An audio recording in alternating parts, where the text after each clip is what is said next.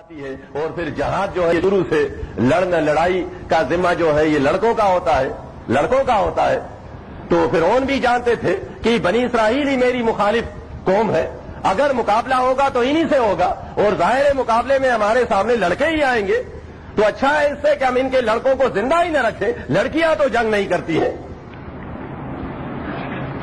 یہ پرانے زمانے سے یہ انسان کے فطرت میں اللہ نے ذمہ داری مردوں پر ڈالی ہے۔ آج بدنصیبی سے ہمارے بھائی ناراض ہوتے ہیں، عقائد بھی خراب ہے اور بھی اعمال خراب ہے، بھائی کو سمجھاتے ہیں، اچھے بھلے تکڑے جوان ہوتے ہیں موٹی گردن والے، ان کو سمجھاتے ہیں کہ اللہ پر مضبوط ایمان لے آؤ، مردوں سے نہ ڈرو، ملنگوں سے نہ ڈرو، تمہیں اللہ نے پیدا کیا ہے، اللہ پر مضبوط ایمان رکھو، گھبراؤ نہیں، اللہ تمہارے ساتھ ہے، جو کلمہ تم پڑھتے ہو یہ تو جوان مردوں کا کلمہ ہے، جس کتاب کی تم تلاوت کرتے ہو یہ انقلابی کتاب ہے۔ اللہ کا ماننے والا بھی کبھی مردے سے ڈرتا ہے، کبھی بلی سے ڈرتا ہے، زندہ اور مردے ملنگ سے ڈرتا ہے۔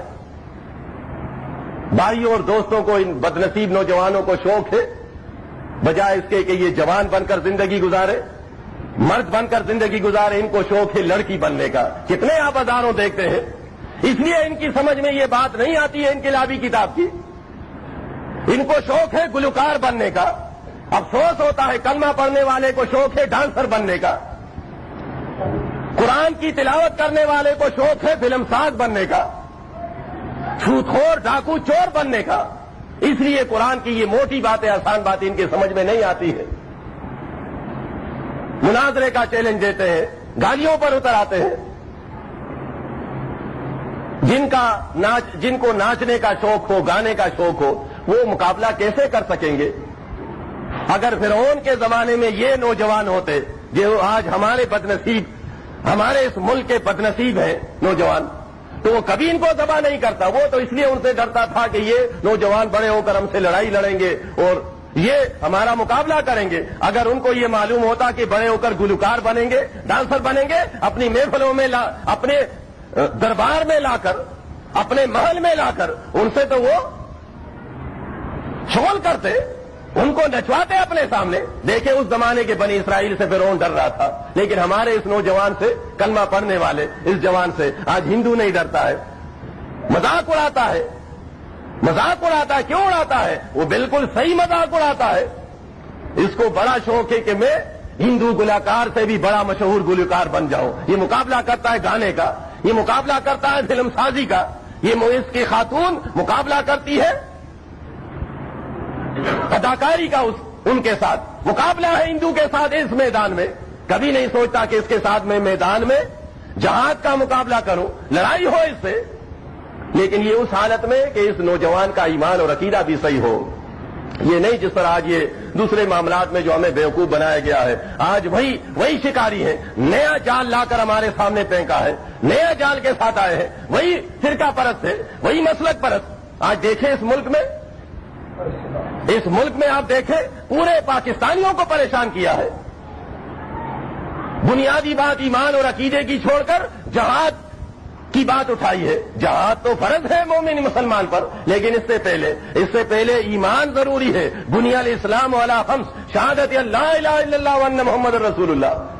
فرائض سے پہلے اس بات کی گواہی دینی ہے کہ اللہ کے علاوہ کوئی معبود نہیں ہے، لاہور والا داتا نہیں ہے، پنڈی والا قسمتوں کا بنانے والا نہیں ہے، پشاور والا پیر بابا یہ اولاد نہیں دیتا، بغداد والا غوث الاعظم نہیں ہے، مدینے والے یہ جولیاں بھر کر اولاد نہیں دیتے۔ پہلے تو یہ ایمان رکھنا ہے، اشہد ان لا الہ الا اللہ، علی رضی اللہ عنہ مشکل کشا نہیں ہے۔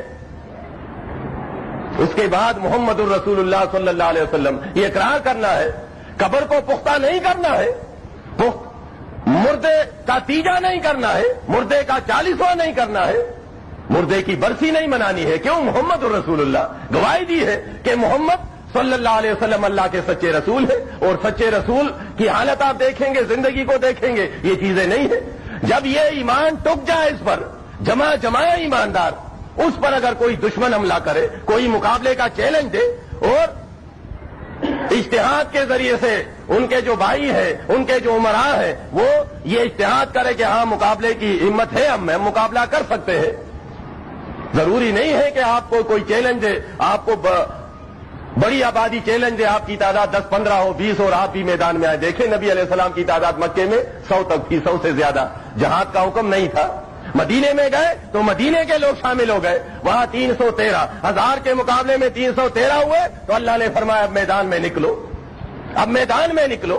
1 اور 3 کا ہے. پاکستان میں تقریباً ان کے حساب سے 15 کروڑ ہے. 15 کروڑ میں اس وقت جہاد اس حساب سے فرض ہوگی ایمان کی بات پیش کرنے والوں پر. جب کم از کم تعداد 5 کروڑ تو ہو جائے، 5 کروڑ تو ہو جائے، 3 کا تو ہو جائے.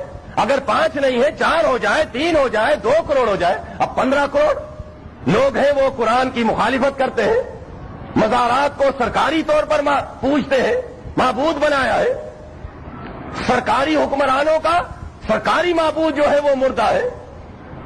تو ایسے لوگ، ان کو آپ سمجھاتے رہیں گے، تبلیغ کرتے رہیں گے، ان کے سامنے قرآن بیان کرتے رہیں گے، نبی علیہ السلام کے سنت کو پیش کرتے رہیں گے. اور یہ جب گالیاں دیں گے، یہ جب مخالفت کریں گے تو کیا کرنا ہے؟ تواصوا بالحق و تواصوا بالصبر. جب حق پیش کرو گے تو اس کے بعد جو تمہاری مخالفت ہوگی تو تمہیں اس کو برداشت کرنا ہے، صبر کرنا ہے. یہ تمہارے رب نے تمہیں حکم دیا ہے اگر تمہاری تبلیغ اللہ کے لیے ہے.